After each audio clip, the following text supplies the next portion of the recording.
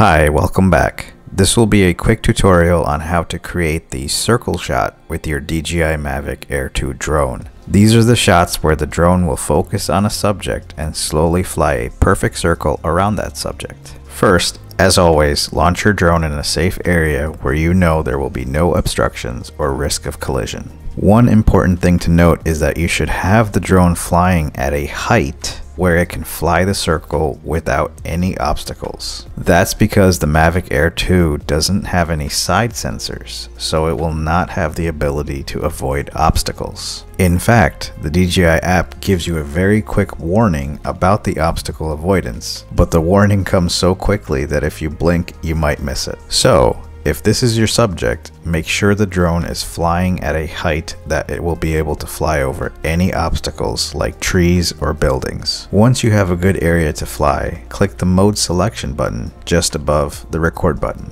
Select Quick Shot, select the circle option. You will have the ability to select which direction you want the drone to circle the subject by clicking one of the arrows here. For this example, I'll have the drone fly to the left. Now, you will have to select a subject for the drone to focus on while it does the circle shot process. In this example, I'm going to select this area where there's a group of people in a park. Just tap the screen and draw a box selection like this. Now, you will see the quick warning in the DJI app about obstacle avoidance and flying sideways. Be very careful when doing this circle quick shot. Once you have your subject selected, click the start button. The drone will then do a countdown before starting. 3, 2, 1.